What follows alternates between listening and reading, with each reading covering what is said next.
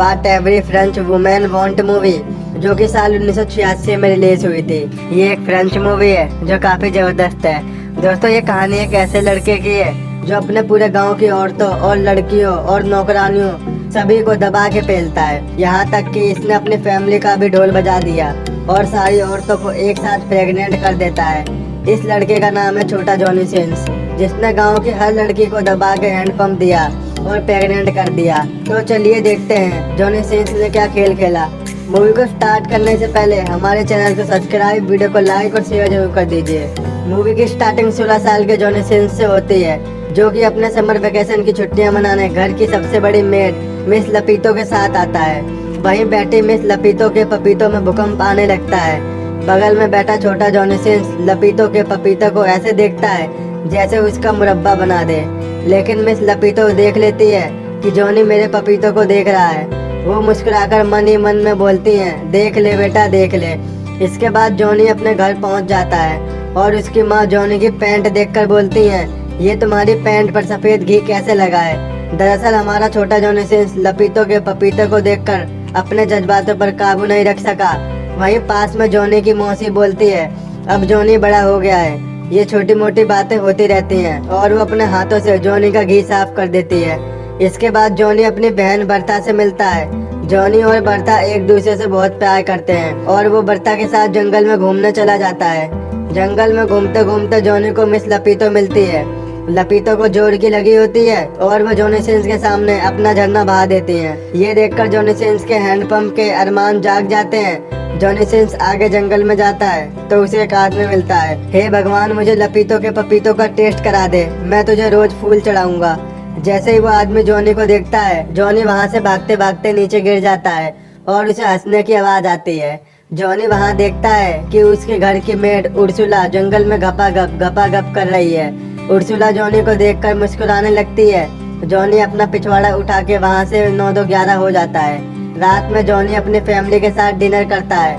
वहीं Johnny Sins की माँ रूल्स के मामलों में काफी स्ट्रिक्ट होती है और वो बात बात पर जॉनी को डांट रही थी। इसके बाद जॉनी अपने कमरे में सोने चला जाता है। अचानक उसे बर्तनों के खड़खड़ाने की आवाज आती है।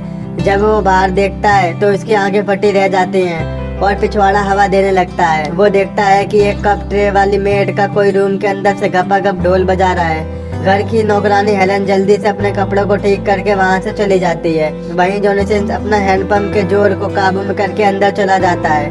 बिस्तर में छुपी बर्ता अचानक से निकलकर जॉनी को डरा देती है।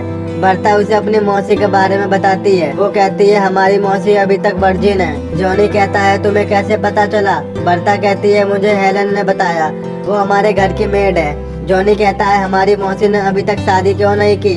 बर्ता कहती है, पता नहीं, शायद हमारी मौसी को मर्दों से डर लगता है। अगले दिन बर्ता जॉनी को मजे दिलाने के लिए जंगल के किनारे ले जाती है, जहाँ घर की सारी नौकरानियां अपनी बातों को शेयर करती हैं। वहीं बर्ता और जॉनी सिंस पेड़ के पीछे छिपे उन्हें देखते हैं।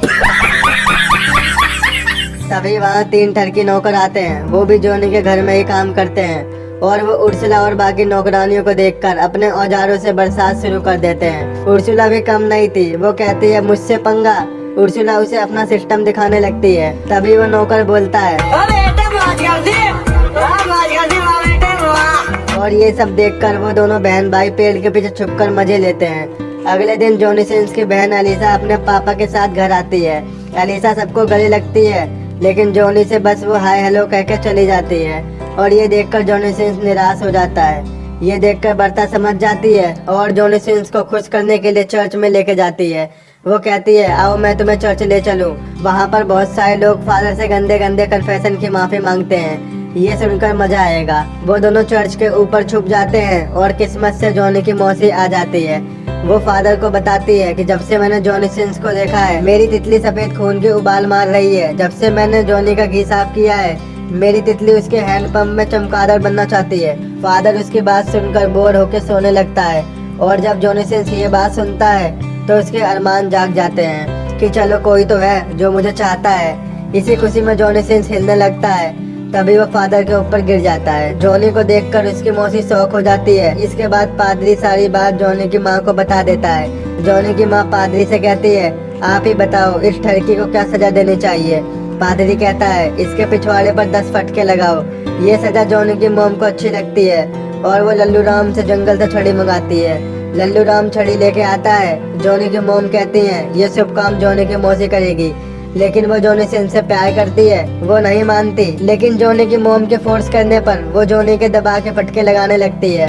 वहीं एलिसा का मंगेतर घर आ जाता है और ये देखकर वो हंसने लगता है और जॉनी सिंस का पिछवाड़ा लाल चटनी की तरह लाल हो जाता है। वहीं खिड़की से उर्सुला और बर्था ये सब देख रही होती हैं, जिन्हें बहुत बुरा लगता है। उसी रात जॉनी की सीधे लेटने में फटके 4 हो जाती है, क्योंकि उसका पिछवाड़ा लाल टमाटर बना हुआ होता है। वो उल्टा होके सोता है। वहीं फिर से प्लेट के खड़खड़ाने की आवाज आती है। जॉनी बाहर देखता है कि आज फिर से हेलन का दबा के प्लान कार्य चल रहा है और ये देखकर जॉनी के हैंडपंप जोर मारने लगता है। वहीं पीछे से मिस्टर फ्रैंक भी सीन को देखकर मजे ले रहा था। इसके बाद उर्सुला जॉनी के पास आती है। वो कहती है तुम्हें बहुत पेन हो रहा होगा, लाओ मैं तुम्हारे पिछवाड़े पर झंडू बाम लगा दूं, तुम्हें ठंडक मिल जाएगी। जॉनी उर्सुला से पूछता है ये हेलन का रोज रात में काम कौन बजाता है। उर्सुला कहती है इस घर की सारी मेड की अलग अलग कहानी है, तुम छोड़ो, तुम ध्यान मत दो। जॉनी सोचता है साले इस घर में सब एक दूसरे को पेल रहे हैं, मेरी बारी कब आएगी। जॉनी के दिमाग में एक बात आती है, हेलन को पेलते हुए मिस्टर फ्रैंक भी देख रहे थे, शायद वो जानते हो इस बारे में। और जॉनी मिस्टर फ्रैंक के कमरे में जाता है, जहाँ वो देखता है कि मिस्टर फ्रैंक अपने पैंट में हाथ डालकर दूरबीन से चांद सितारे के मजे ले रहा था। जॉनी को देखकर मिस्टर फ्रैंक की फट जाती है और वो वहाँ से 9-11 हो जाता है। और जॉनी उस दूरबीन में देखता है तो उसका हैंडपंप जोर मारने लगता है। वो देखता है कि जंगल में घपाघप चल रहा है। जॉनी सोचता है कि मिस्टर फ्रैंक तो मुझसे भी बड़ा ठरकी निकला। और उस सीन को देखते देखते जॉनी को एक अश्लील किताब मिलती है। उसको देखकर उसके अरमान खड़े हो जाते हैं। इसके बाद जॉनी जब अपने कमरे की तरफ जा रहा होता है तो उसे अपने पेरेंट्स के कमरे से आवाजें सुनाई देती हैं, जहाँ प्लान कार्य चालू होता है। और गेट के की होल से जॉनी अपनी तीसरी आंख से देखने लगता है। तभी वहाँ एलिसा का मंगेतर उसे देख लेता है। वो कहता है अब मैं सबको बताऊंगा कि तुम रात में क्या करते हो। जॉनी सिंस कहता है तुम किसी को मत बताना, मैं तुम्हारी सारी बात मानूंगा। वो कहता है अब से तुम मेरी रोज गाड़ी साफ करोगे। जॉनी ये बात मानकर चला जाता है। अगले दिन जॉनी घोड़े के अस्तबल में छुपकर मिस्टर फ्रैंक की अश्लील किताब पढ़कर हिला रहा होता है। तभी अस्तबल में प्यारेलाल आ जाता है। जॉनी उसे देखकर छुप जाता है। कुछ देर बाद हेलन भी वहाँ मुर्गियों को दाना डालने आ जाती है। प्यारेलाल बातों बातों में हेलन को उस खिड़की में फंसा देता है और पीछे से जाके हेलन का ढोल बजाने लगता है। हेलन जॉनी को देखती है और उससे हेल्प मांगती है, लेकिन प्यारेलाल ढोल बजाना चालू कर देता है। वहाँ हेलन को भी मजा आता है और वह जॉनी सिंस को थोड़ा रुकने को बोलती है।